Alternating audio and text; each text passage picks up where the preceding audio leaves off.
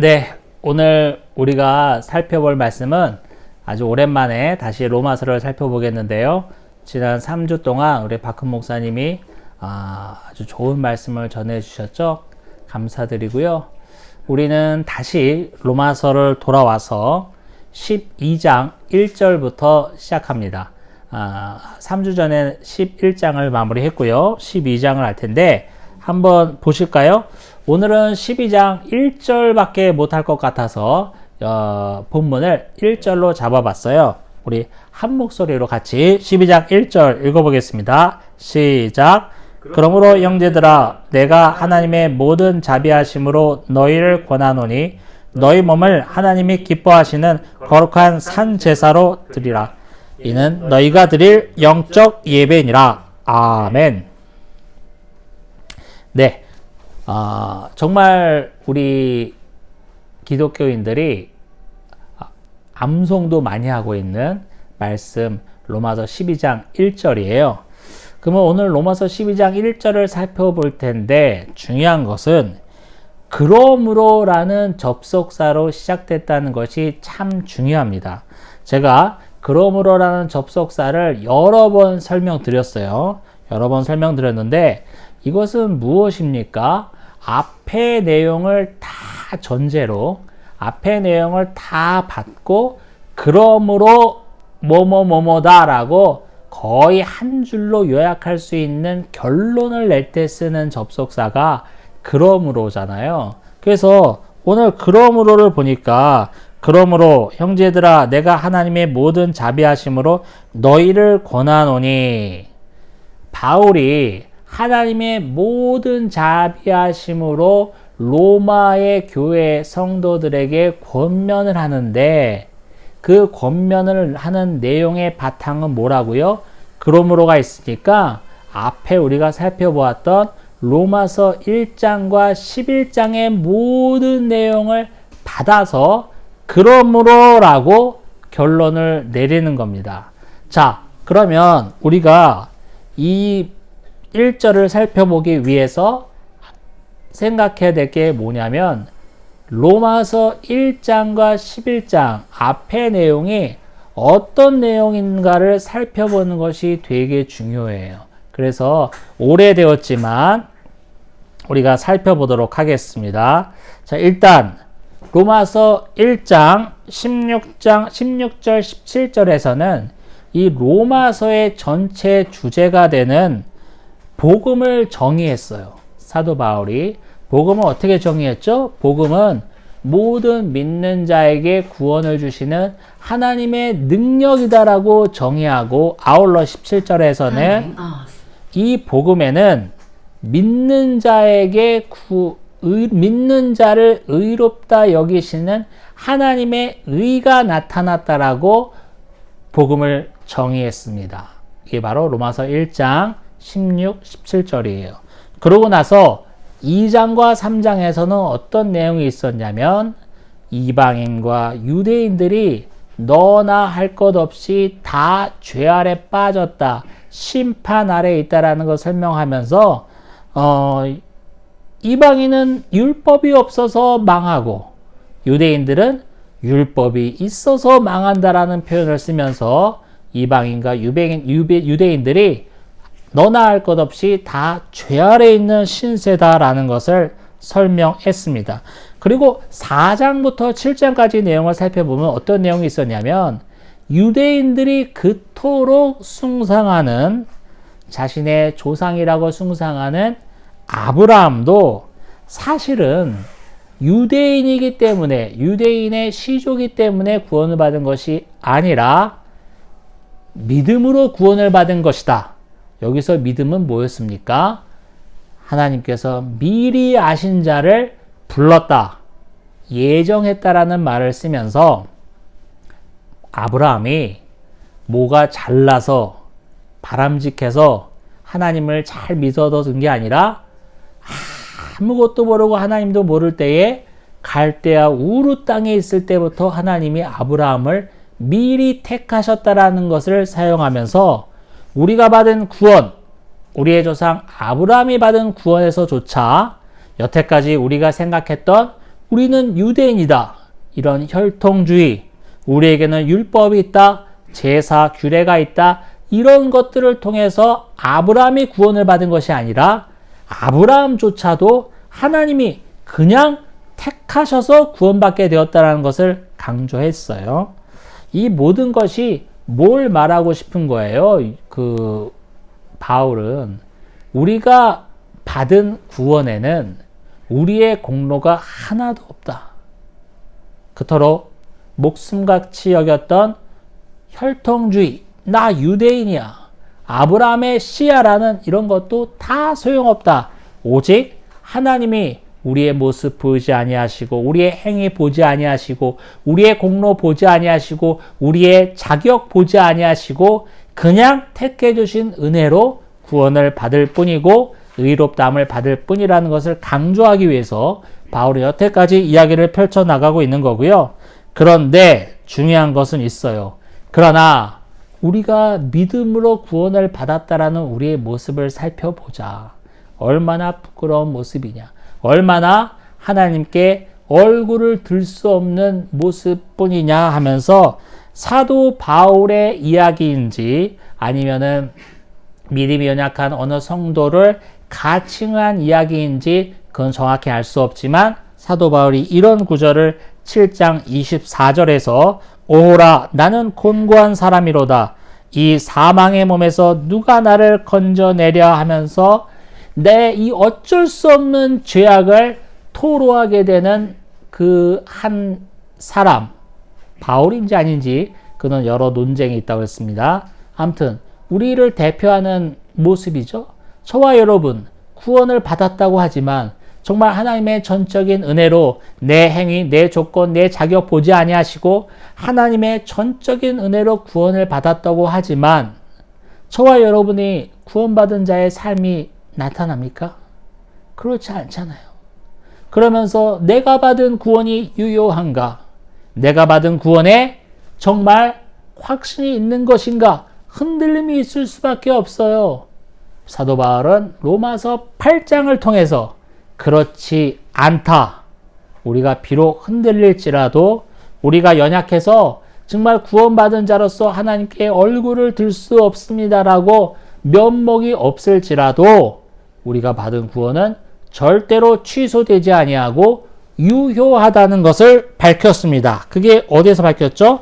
8장 마지막이에요. 8장 38, 39절에서 내가 확신하노니 사망이나 생명이나 천사들이나 권세자들이나 현재일이나 장래일이나 능력이나 높음이나 깊음이나 다른 어떤 피조물이라도 우리를 우리 주 그리스도 예수 안에 있는 하나님의 사랑에서 끊을 수 없으리라 라고 못을 박았습니다. 우리의 연약한 모습 때문에 흔들릴 수 있어요. 우리의 쓰러지고 답답하고 죄를 범하는 그런 모습 때문에 정말 내가 받은 구원이 맞는가, 내가 구원받은 자 맞는가 의심에 쌓일 수 있어요. 하지만 사도 바울은 그 어떤 피조물이라도, 이게 중요하다고 그랬죠? 이 땅에 있는 모든 것들은 하나님의 피조물에 지나지 않습니다. 그 어떤 피조물이라도 하나님의 사랑에서 저와 여러분을 끊을 수 없다라고 강력하게 방점을 찍었습니다. 그리고 우리가 최근에 살펴본 내용은 뭐였습니까? 로마서 9장, 10장, 11장에서는 유대인이 왜 구원에 실패하였는가라는 것을 사도 바울이 설명하면서 자기 동족이 하나님께 선택받은 민족이고 율법을 맡았던 민족이지만 결국에는 복음에 실패하였다는 것을 토로하면서 얼마나 가슴 아픔에 얘기를 했습니까? 마치 모세가 이스라엘 백성이 하나님을 떠나서 막 우상을 금송아지를 만들고 춤출 때 하나님이 그 진노에 쓸어버리겠다는 그 순간에 모세가 뭐라고 그래요? 차라리 저를 생명책에서 지워주십시오 라는 심정으로 바울도 그런 말을 합니다. 그런 말이 어디에 있습니까? 나의 형제 곧 고륙의 친척을 위하여 내 자신이 저주를 받아 그리스도에게서 끊어질지라도 원하는 바로다 하면서 9장 3절에서 정말 말하기 힘든 거지만 우리 유대인은 복음에 실패했다라는 것을 고백하지 않을 수 없었잖아요.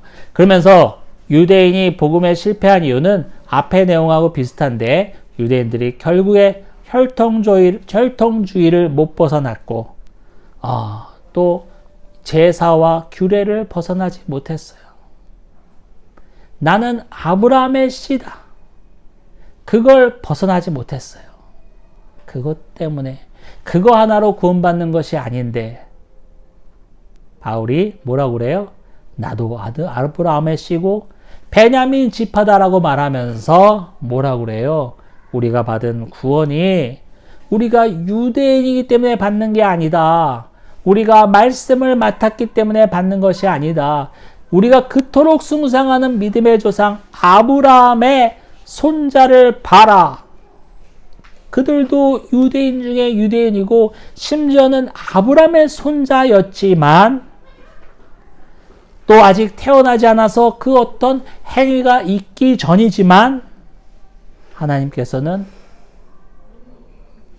야곱을 사랑하고 에서를 미워하지 않았느냐라는 결정적인 예를 들면서 우리가 받은 구원에는 우리의 어떤 노력과 공로가 가미되지 아니하고 외부로부터 온 하나님의부터 온 전적인 선택에 의해서 이루어진 것이라는 것을 강조합니다.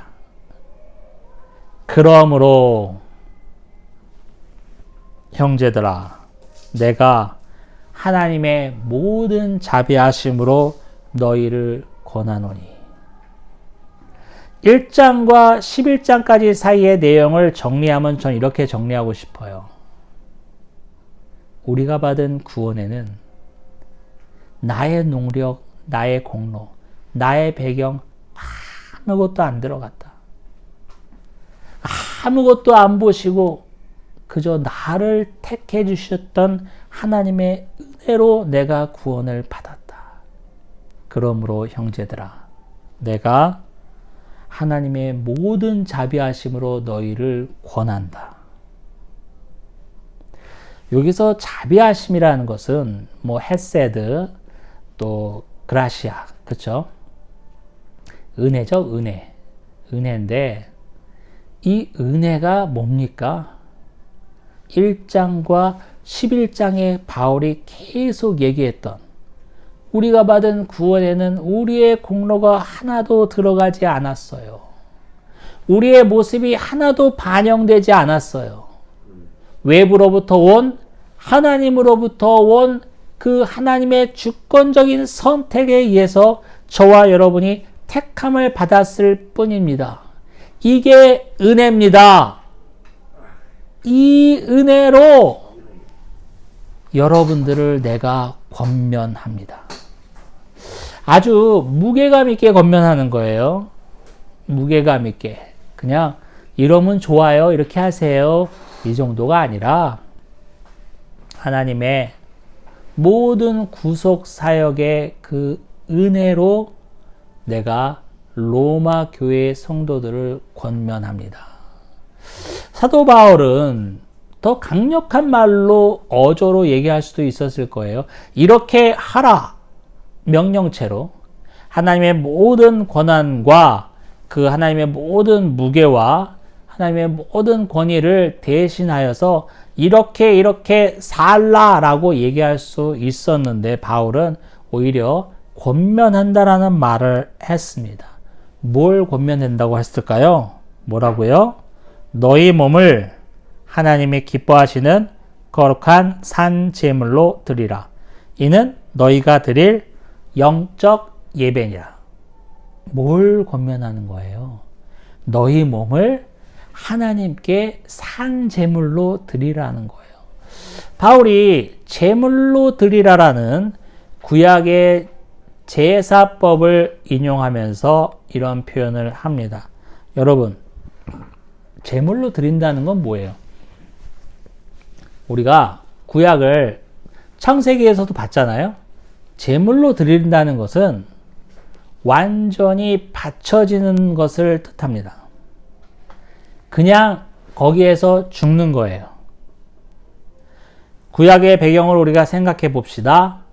내가 양을 끌고 와서, 소를 끌고 와서, 염소를 끌고 와서 제사를 지냈어요.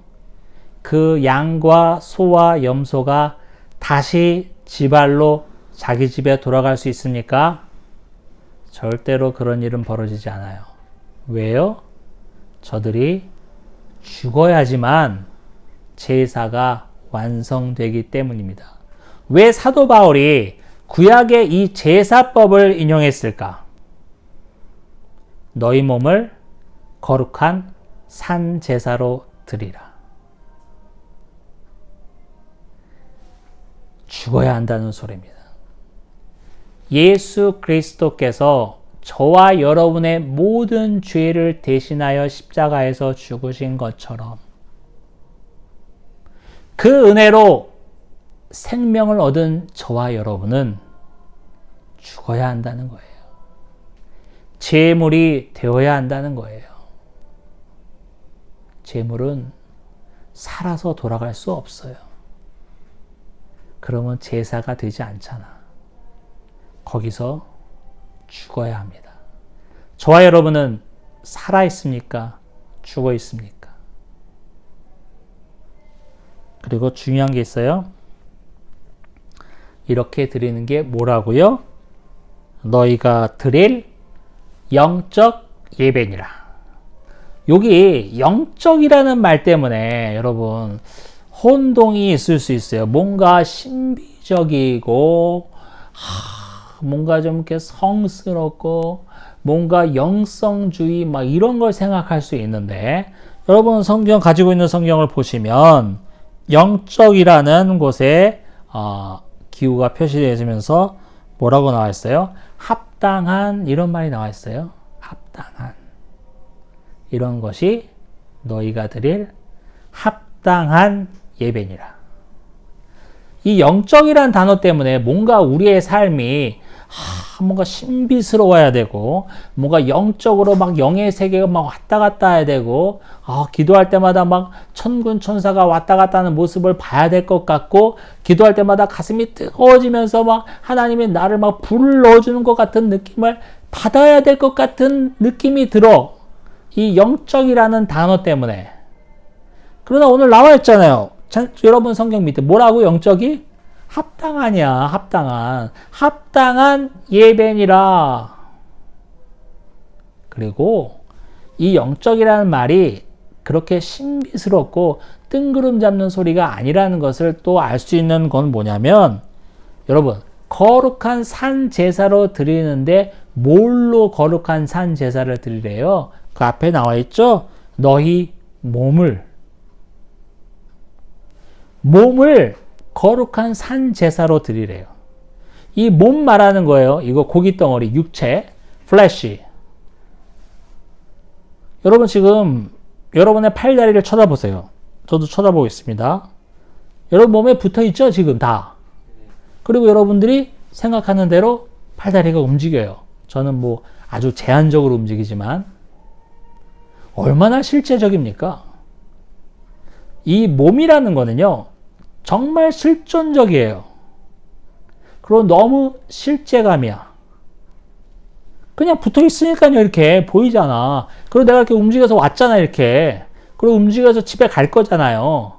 밥 먹을 거잖아요. 화장실 갈 거잖아요. 내일 아침에 출근할 거잖아요. 얼마나 실제적이냐. 이게 뜬구름 잡는 소리입니까? 막 영의 세계가 왔다 갔다 하는 것 같고 천군 천사가 막 휘몰아쳐야 될 것 같고 기도할 때마다 뜨거운 불길이 내 가슴을 확 후벼파야 됐고 이런 거예요. 몸이 뭘로 산 제사를 해요? 뭘로? 너희 몸을 정말 실제감 있고 실존적인 너희 몸으로 산 제사를 드리라는 거예요. 선한 거, 신령한 거, 신비로운 거, 막 영의 세계, 영의 파워 이런 걸로 산 제사 드리는 것이 아니라 너희 몸으로 산 제사 드리라는 말은 우리의 삶으로 산 제사 드리라는 거야. 실제적으로 하루하루 밥 먹고 화장실 가고 일하고 자는 이 실제적인 삶으로, 실존적인 삶으로 하나님께 산 제사를 드리라는 거예요. 그렇게 하는 것이 합당한 예배다. 이 영적이란 단어를 오해 없기 바랍니다. 자, 그러면 우리가 삶으로 하나님께 산 제사를 드릴 때 정말 얼마나 부끄러워요. 그렇죠? 저 자신만 해도 그래요. 목사라는 게 하나님께 막 나의 삶으로 주님 드립니다. 받아 주옵소서 라고 할 만한 게 거의 없어. 하나님 이거는 안 보셨으면 좋겠는데요 라는 것들로만 가득 차 있어. 이래가지고 우리의 몸을 가지고 하나님께 산제사로 드릴 수 있겠냐고요. 드릴 수 없어요. 그러면 뭐죠? 긍휼을 바라는 거예요. 하나님, 이런 연약한 육신을 용서하여 주옵소서. 이렇게 연약한 육신을 위하여 나를 대신하여 십자가에 죽으신 하나님께 감사합니다. 내가 고개도 못 들겠습니다라는 긍휼을 바라는 마음으로 그 삶으로 하나님께 제사를 드리라는 말입니다. 날마다 하나님께 무릎으로 나갈 수밖에 없는, 두 손 들고 천부여 의지없어서 이제 옵니다 나갈 수밖에 없는, 인애하신 구세주여 죄인 오라 할 때 나를 부르소서. 나는 차마 아버지 앞에 나갈 수도 없어요. 탕자가 돌아와서 아버지, 저는 아버지의 아들의 자리에 갈 수 없습니다. 저 종들 중에 하나로 여기소서라고 말했던 그 마음. 내가 차마 아버지께 갈 수 없다는 이 마음. 죄인 오라 할 때 절 부르소서. 이 낮은 마음, 이 긍휼을 바라는 마음, 불쌍히 여겨주소라고 하나님께 매달리는 마음으로 하루하루를 살고 그 삶이 우리가 드릴 합당한 예배라는 것을 바울은 얘기하고 있습니다. 거저 구원을 받은 자로서 아무 자격 없이 하나님의 전적인 은혜로 구원받은 자로서 우리가 가져야 할 자세는 주여, 어찌하여 내가 구원을 받았습니까? 어찌하여 내가 저 대열에 껴있는 겁니까? 차마 거기에 가지도 못하겠습니다. 죄인 오라 하실 때 나를 부르소서라고 겸손하게 살아가는 마음이 바로 우리가 드릴 합당한 예배라는 거예요. 저와 여러분을 생각해 봅시다. 교회 안에서 그래서 서로 겸손하게 낮아져야 돼요. 너나 나나 할 것 없이 주님 앞에 고개를 들 수 없는 죄인인 거예요. 하나님 앞에 차마 나아갈 수 없는 죄인인 거예요. 내가 다시 아버지, 아들이라는 말을 듣기도 민망합니다. 저들 종 중에 하나로 여겨 주옵소서라고 간구하는 탕자의 마음이 우리 안에 있다면 어떻게 교회에서 남을 비판하고 자랑하고 그러겠습니까? 너나 나나, 김 집사나 박 장로나 나나 다 죄인일 뿐이에요. 고개를 들 수 없는 죄인일 뿐임을 명심하며 더 겸손히 겸허히 하루하루 살아가는 저와 여러분이 되기를 주님의 이름으로 축원합니다. 아멘.